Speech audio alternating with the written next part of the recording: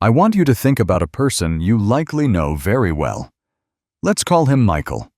Michael is 45 years old, and he is the hardest worker you've ever met. He is the first person in the office and the last one to leave. He's taken every overtime shift offered for the last decade. He's skipped vacations, worked through flu symptoms, and prided himself on the fact that he has never missed a deadline. His hands are calloused, or perhaps his eyes are permanently strained from the blue light of a monitor. He has done exactly what society told him to do. He put his head down, worked hard, and waited for the reward. But as Michael sits at his kitchen table tonight, looking at a stack of bills that never seems to get shorter, and a retirement account that feels like a drop in the ocean, he feels a crushing sense of betrayal. He's exhausted, he's depleted, and despite all that effort, he's still just one bad month away from disaster. He did the work, so why isn't he wealthy? Hi, I'm Rabbi Soul.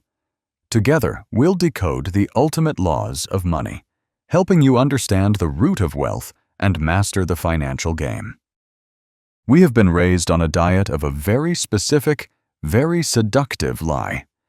It's the hard work myth. We are told from the time we can walk that the relationship between effort and income is a straight line, that if you just push harder, work longer, and sacrifice more, the money will naturally follow. We treat hard work as a moral currency, believing that the more we suffer for our paycheck, the more we deserve to be rich. But if you look around at the world, you'll realize very quickly that this math doesn't add up. If hard work was the primary driver of wealth, the hardest working people on the planet, the construction workers, the nurses, the single parents working 3 jobs, would be the wealthiest people in our society. The truth is much more uncomfortable. Hard work is a prerequisite for success, but it is a terrible strategy for building wealth. Most of us fundamentally misunderstand the nature of the game. We are playing a game of input, where we trade our finite energy for a set amount of dollars. But the people who actually achieve financial peace are playing a game of output and ownership. We've been taught to be the world's best laborers, but we were never taught how to be owners.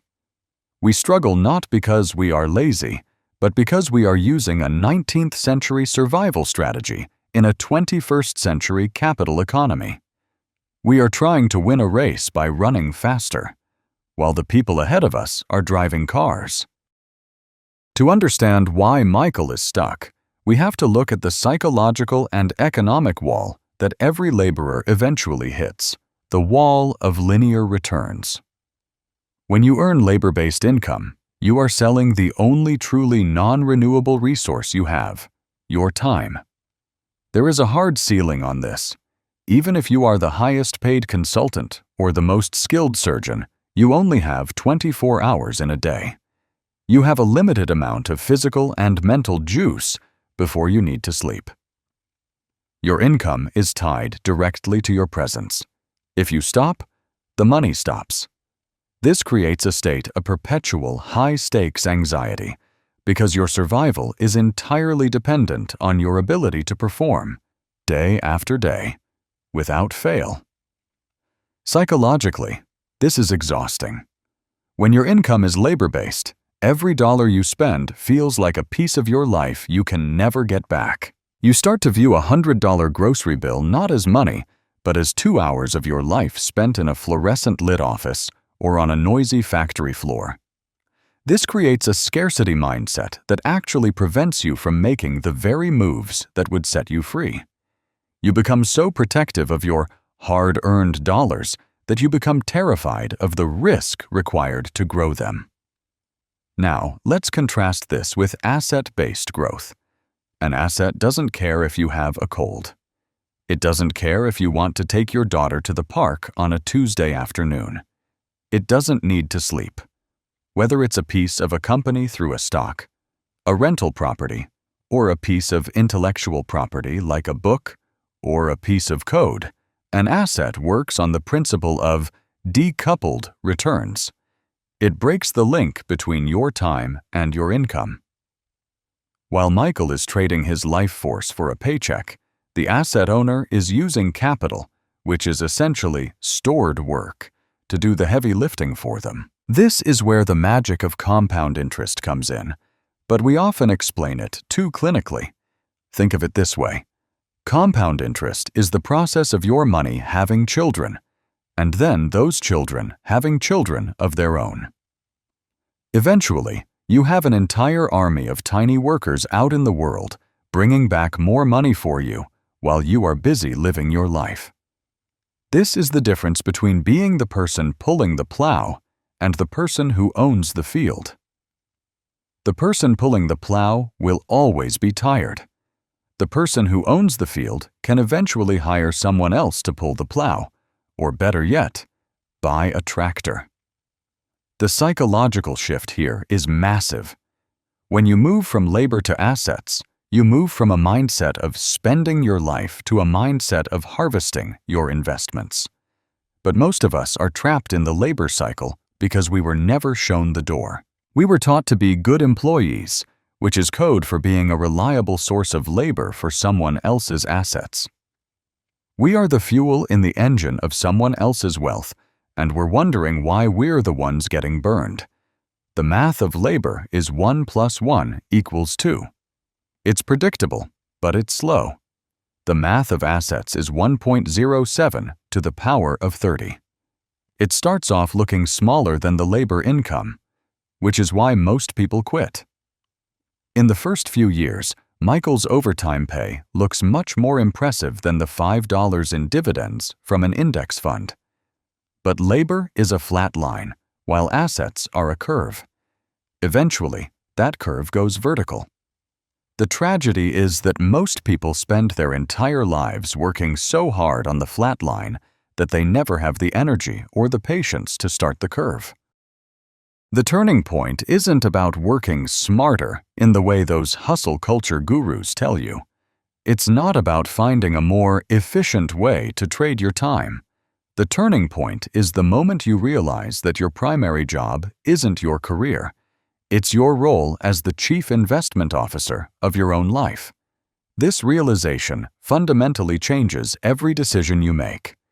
When you see your paycheck, you stop seeing it as spending money and start seeing it as seed corn. You realize that every dollar you spend on something that depreciates, like a brand new car or a closet full of clothes you don't need, is a soldier you've sent to his death instead of sending him to work for you. When you shift from labor-based thinking to asset-based thinking, the definition of freedom changes. Freedom is no longer a vacation you take once a year to escape a job you hate. Freedom is the moment your assets generate enough off-the-clock income to cover your basic needs. At that point, work becomes a choice rather than a survival necessity. This is the psychological bridge to peace of mind. You aren't working because you'll starve if you don't. You're working because you have something to contribute. Can you imagine how different your work would feel if you didn't need the paycheck to survive the month? You'd be more creative, more honest, and ironically, probably more successful. The turning point is moving from a life of forced labor to a life of voluntary contribution. It's the realization that the goal isn't to be the person who works the hardest, it's to be the person who owns the most productive things. So, how do we practically make this transition without burning our lives down? We have to start by acknowledging that for most of us, labor is a necessary starting point. You need labor to create the initial capital.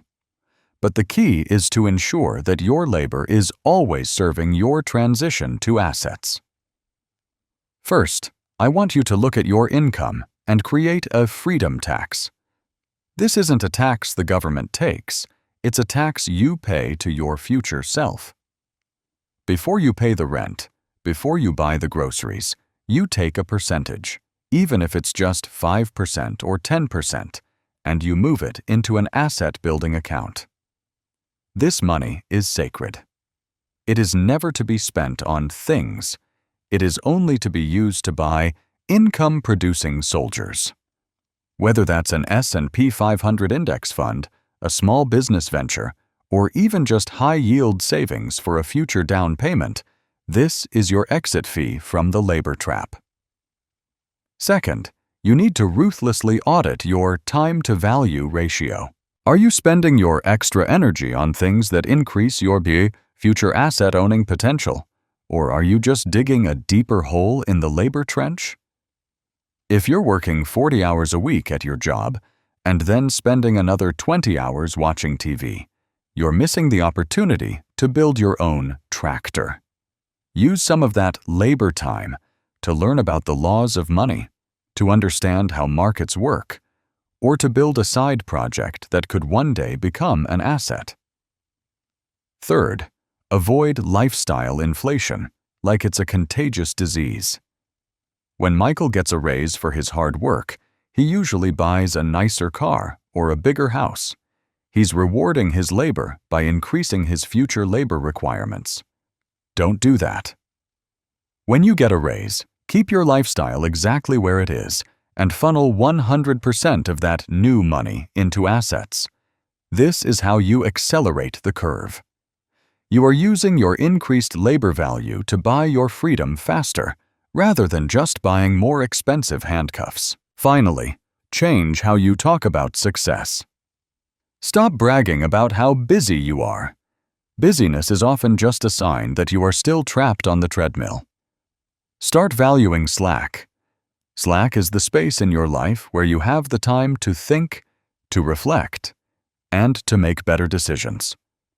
True wealth is the ability to be unbusy without being broke. If you feel like Michael, tired, discouraged, and wondering why your effort isn't translating into security, I want you to know that it is not your fault. You were given a map that was designed for a different world. You were taught to be a world-class passenger on a ship that is headed for a destination you didn't choose.